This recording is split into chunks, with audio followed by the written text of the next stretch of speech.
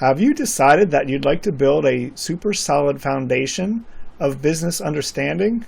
I see you've made it to video number 2, so I congratulate you for making it this far.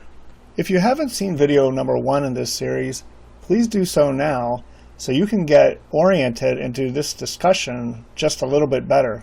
For those who've already seen that video and are interested in moving forward, I welcome you to join me in this journey toward understanding. The series of ideas I'll be explaining in these videos are designed to help you follow along in the easiest manner possible. I've done my best to simplify the ideas and to not leave any glaring conceptual gaps which would leave you hanging without a clear understanding about how these ideas are supposed to fit together. In the next few videos, I'll talk about a series of connected concepts which help lay down a solid conceptual foundation for you to build onto. I'll try to keep the videos short, approximately 5 to 7 minutes in length, so I may need to continue the discussion in a few later videos so I can cover all the points which I'll list now. Here are the topics I want to cover. 2 main factors which can get in the way of success. 1 is what you believe, and 2 is the way you think. Identifying job versus linchpin activities and roles which allow you to focus your time and effort in the most profitable way. 3 conceptual frameworks to better understand what business really consists of. Differentiating between a commodities-based business and a high-value-based business so you can focus on those things which provide the most results for the least effort and expense.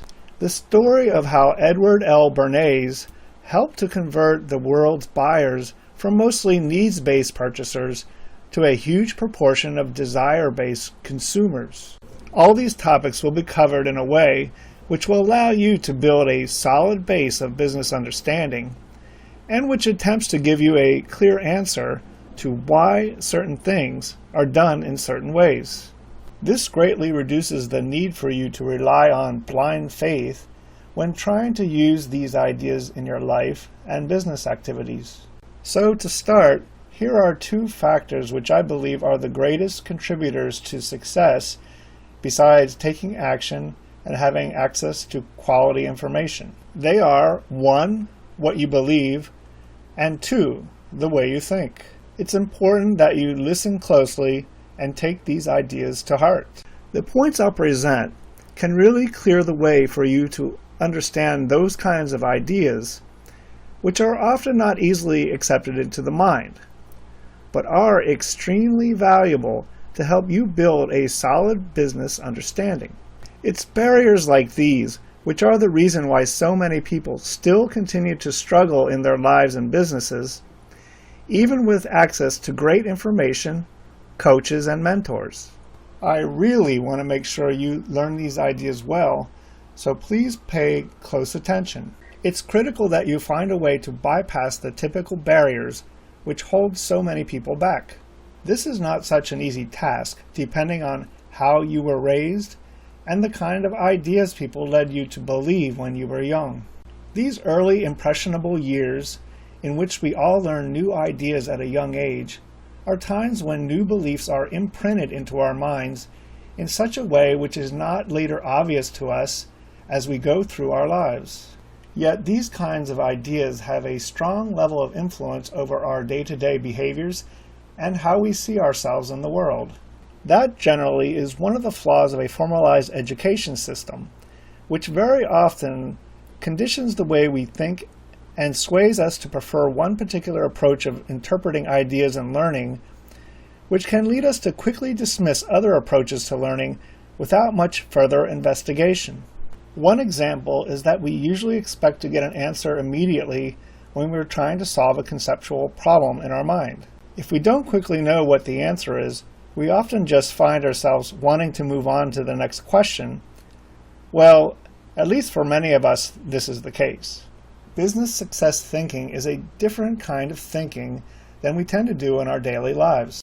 Many times, or most of the time, the answers we need don't come to mind quickly. Very often, we need to tap into our creative abilities and mental fortitude. The human brain does not always produce what we expect it to exactly when we want it. Very often, to get the best results, we need the right conditions, the right environment, and even some kind of trigger or catalyst to start up a fresh flow of ideas. We sometimes need to change things which are around us, to move our body, and change our immediate environment to refresh that creative flow. It's very likely, if you want to create something challenging and successful, that you'll need to find answers to problems which aren't immediately solvable. In those cases, you'll need to persist in your thinking about the problem on an ongoing basis, persistently looking for a crack in the shell or a weak point in the armor to get a foothold into some kind of creative solution. You'll very likely need to find a way inside the problem with a pattern of thinking which is not the same as your regular, habitual way of thinking. To do this, you sometimes need to get inspired and/or dream up a fresh and different way of looking at a given situation. Also, you need to keep pressing at the problem which you need to solve in the back of your mind during your downtime and keep your brain working and burn some serious calories via brain power. I must admit, however, that thinking like this can become tiring, but it's a part of the process of changing your life for the better, so you can open up yourself to new possibilities. Sometimes what's necessary is finding the right time of the day to trigger your creative problem-solving abilities, or the right place, the right conditions, or finding the right mental triggers, such as writing in a journal, moving to a different environment, or by pushing yourself to come up with much more options than you think you have the ability to during brainstorming sessions. You've reached the end of part 2 of this video series. Please click like and leave a comment if you've connected with the ideas I just presented. Also, let me know if you're ready for part 3 so I can share more of these ideas with you.